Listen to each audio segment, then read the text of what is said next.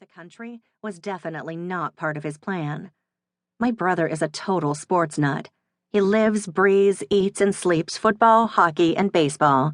Did they even have those sports in England, I wondered? Where are we going to live? I asked. I'm working on that, said my mother. I found a website that arranges house swaps. My brother frowned. What's that? Exactly what it sounds like, my father told him.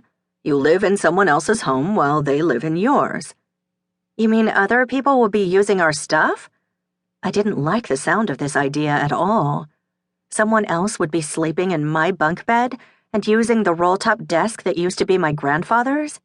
Someone else would be looking at the old-fashioned wallpaper with the yellow roses that my mother and I picked out for my room after reading Anne of Green Gables?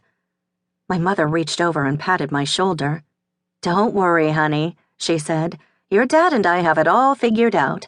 We'll rent a storage unit for the things we don't want anybody else using while we're gone. What about your job? My mother works at the Concord Public Library. They're letting me take a leave of absence. A sabbatical, my dad explained.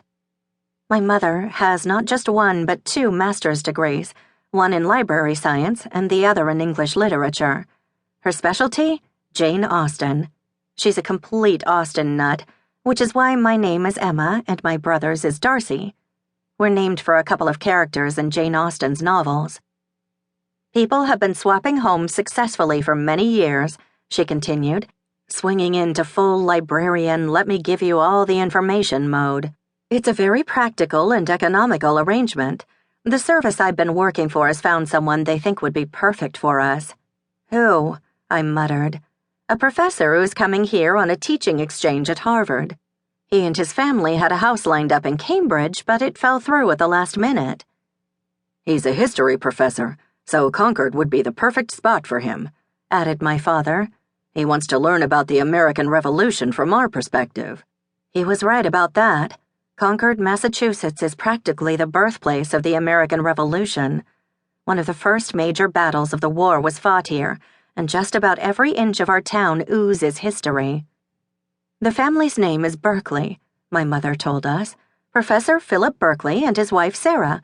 They have 2 boys, Simon and Tristan. They had names. They were real people. This was really happening. It was more than just the thought of strangers living in our house and messing with our stuff that had my head spinning, though. It was the thought of missing out on my freshman year at Alcott High and leaving Stuart Chadwick, my sort of boyfriend, behind. If I went to England, the 2 of us wouldn't be able to work together on the school newspaper the way we'd planned. Plus, there were all my other friends, too, not to mention Pip, the golden retriever puppy I co-owned with my skating teacher. And what about... book club, I blurted. What about our mother-daughter book club? My mother bit her lip. That's one piece of the puzzle I haven't figured out yet. I'm sorry, sweetheart. Maybe you can write to them the way you do with your Wyoming pen pal. So this is a done deal, said my brother. We don't have a say in it at all? My parents were looking worried by now. I guess they'd been expecting us to be all thrilled about their announcement. Come on, kids. Where is your sense of adventure? My father coaxed. This is a once-in-a-lifetime opportunity. We'll be back here in Concord before you know it. A whole year is hardly before you know it, Darcy said icily. I vote no. And with that, he got up from the table and stalked out of the room. I sat there, feeling uncertain and confused. Was my brother right? Should I boycott the idea too? My mother slid a piece of paper across the table to me. The agency emailed me a picture of the Berkeley's house this morning. It's called Ivy Cottage. Reluctantly, I glanced down at the picture, then drew in my breath sharply. Ivy Cottage looked like something out of a fairy tale. It was small and snug like our house, but it was made of stone, not wood. The front door was nearly obscured by the thick ivy that clambered up the cottage's exterior, and the windows had little diamond crisscross patterns across them. There was something else, too. It has a thatched roof? My father grinned. How cool is that?